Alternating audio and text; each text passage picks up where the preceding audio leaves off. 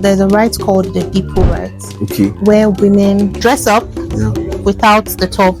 Okay. And they come out, they give them eggs, and they swear this oath to help them preserve their virginity. In my village, they worship pythons. Wow. Okay. And sorry, which village is that again? Orifti in Anambra State. Okay. Yeah. If you are an outsider and you kill a python, you have to bury the python like royalty. Wow. As in, bring the whole cultural dancing, the whole food. You would lay the python in a coffin and bury it. Wow. Like royalty, and people would attend. People would the whole deal, the whole royal funeral deal. So people avoid killing pythons. My name is Myra Adeze Ezaya, and I'm actually Igbo. Okay. So I'm quarter Ghanaian.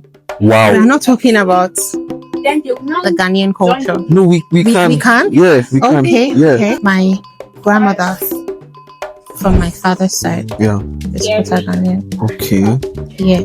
So most cultures, most Ghanaian cultures have to do with rights, feminine rights,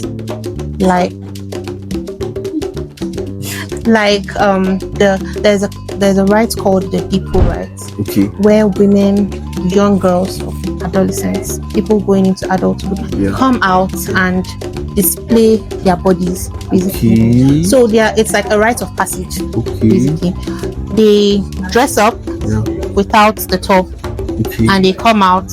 They give them eggs, and they swear this oath to help them preserve their virginity until marriage. Wow. I feel like it's quite outdated because of the media, Western socialization, Western culture. It has influenced it. So most times they don't even do it anymore. It's quite outdated. Wow. But does that actually help us to have more virgins and have people who to reduce immorality in the community? Does that actually help you? I think for people that are believers, yes, it does. Okay. But no, I don't think it works. Okay. I don't think it works. All right. So, like, what would happen if actually somebody who has been initiated through that process goes and they run mad. They run mad. I've seen someone who ran mad from that. Wow. But I still don't believe it. Okay. Because it's outdated. Okay. All right. But do you know how to speak your language? Which of the languages do you know how to speak, like Igbo or Ghanaian? None. No, I can't speak my language. Okay. I can understand Igbo. Yes. Yeah, Igbo talk to me. Yeah. But I can't speak it. All right. So what do you think are some reasons why people don't really know how to speak their language? I was brought up by parents who speak English. My mom can speak the language, but she mostly talks to me in English. So I saw no reason to learn.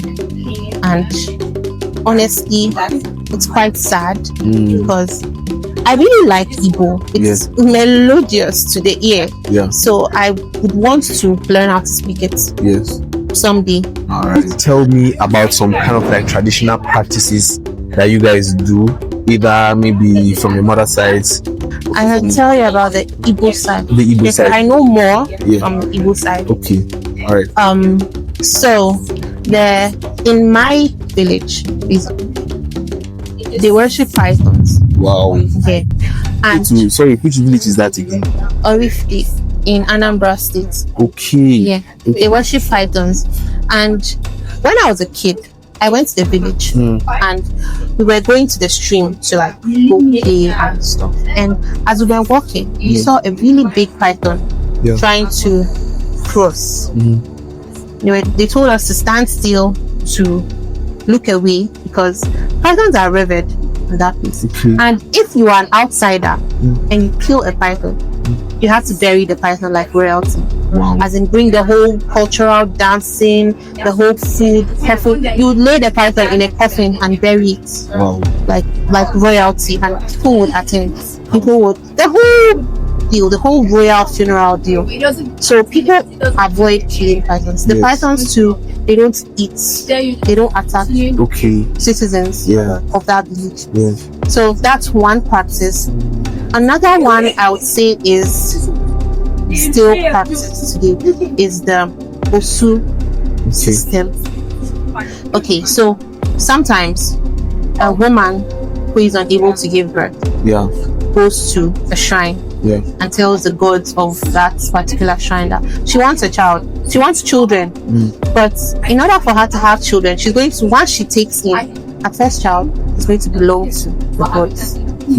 So once she gives birth, they just take that child to the shrine and the child will grow up there. So it's they are mostly called outcasts because they belong to the gods. So there's this house in my village, like painted white, very big. One thing you should know is that Osu is wealthy, filthy rich. As in, these people, sometimes I don't want to marry an Osu.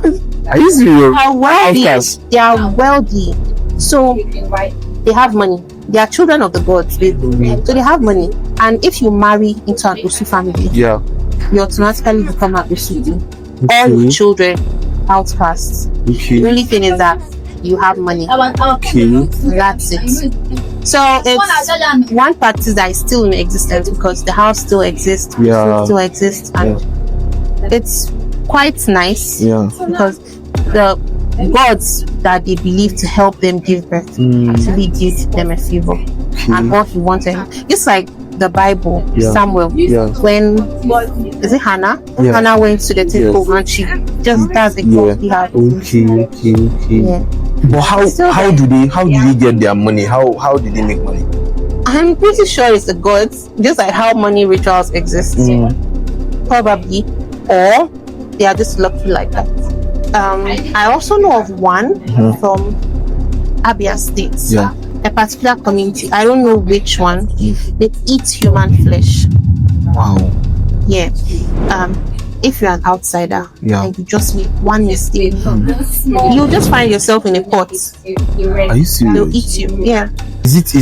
Do they want to get powers from it, or what's the essence of eating human flesh? I believe they are just cannibals like that. They like human flesh. So there are also outdated cultures like when a king dies, he buries 7 virgins alive with the king, or 12 men alive with the king. Like, I don't know if you've heard of that one. The 12 men who carry the king's body standing, and then they'll bury all of them alive. Yeah.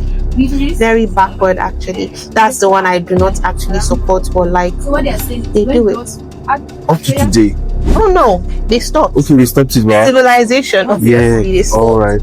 But they still give that royal funeral thing. Without the 7 men or 7 virgins. The Ghanaian side, there is a type of food that the gods love to eat. Yam, mashed yam. 7 eggs. They call it eto. They call it eto. They'll either put it at a junction. You know that crossroads thing, the devil's crossroads. They'll put it at the junction, and it's for the gods. If you sacrifice, it's a sacrifice. Exactly, it's a sacrifice. So most times when I pass in a particular junction every morning going to school, I always see that particular sacrifice there.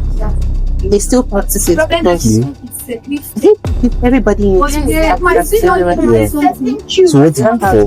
Is there a meaning to it? Yeah, mostly for supplication. It can be for to ask a favor from the gods. It can be for anything basically. As long as you know how you give your tithes in church. That's just how they practice. That's it. So I think I wouldn't judge traditionalists because it's what they believe. And it's still practice. That's it. There is also I jokingly call it an act of LGBTQ. My great grandmother, personally, it's in my family. My great grandma have siblings all died without giving birth. So she had to marry 2 wives. Wow. Yeah. She had to marry 2 wives for let me just say procreation. She wanted to continue her she between me and you, she got married when she was 12. And the viewers. Yes, the viewers. She got married when she was 12 to a man way older than I don't like him. Way older than her. So she had her first child when she was 13 years old. Okay. Yeah. So when she grew into adulthood, she had already lost her siblings. So she's like, nah, her father's name has to live on. She already has another man's name. So she doesn't want her father's name to die. So she goes, she pays the bride price of 2 women, marries them, provides for them, and then they go into the world, have children, but those children are her father's. Yes, okay. So they are basically her siblings. They're basically her siblings. So that's what she had to do, and now her father's name has continued.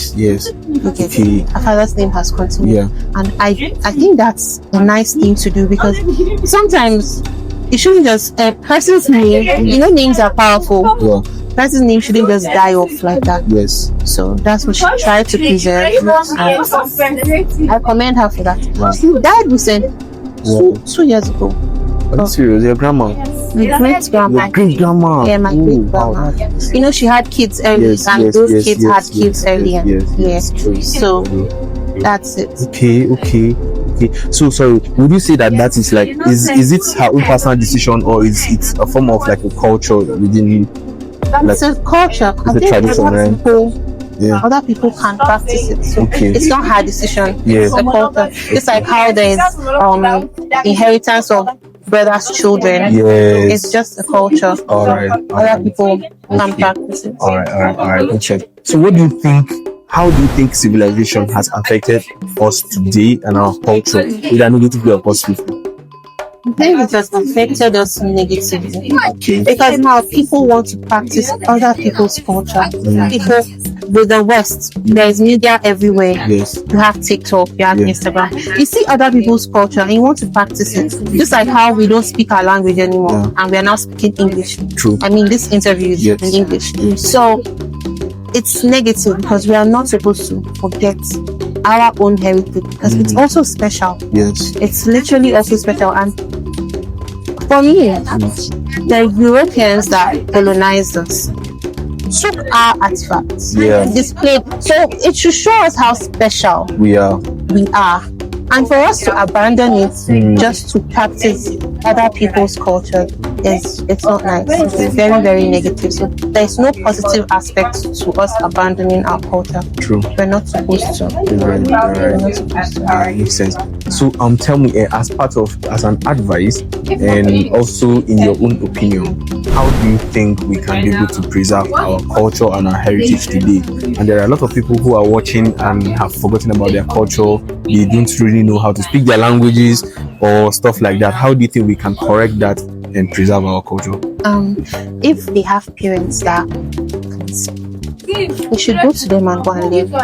If you watch, they should literally learn about our history and know how to implement that said history into their lives. That way, they'll be able to know. Like now, my mom, sometimes when she's talking to me, she says some Igbo proverb, and I'm like, what the hell does that mean? I don't know what. And I really like it, because I want to be able to talk to my kids that way as well. But because I didn't grow up learning my language, I can't do any of that. It will come to a time where it's going to be forgotten. And since we don't want that, we should try and learn, ask our parents, go to schools, go to museums, use the internet, and try and integrate yourself into become part of your cultural society. Thank you so much. It makes total sense. Please, do you have any shout outs? Anybody you want to shout out to, just give a shout out to them. 4 people or more? 4 people or more. Okay, I want to give a shout out to myself. Correct. My mom. Yeah. Because she's teaching me small now. So yeah. My school, University of Jos. Oh yeah. Correct. My mom was of University of Jos too. Yes. So I want to give a shout out to my reading partners. Yeah. We call ourselves Mad People Association. So I want to give a shout out to them too, because they are the reason I'm still staying sane in my department, basically. I also want to give a shout out to the viewers. Yes. And people who are willing to learn about cultural heritage, because it's very, very important to know where you're from and where your roots are. Yeah. Thank you so much. I really, really appreciate it. You're Have an welcome. amazing day. Thank you so much.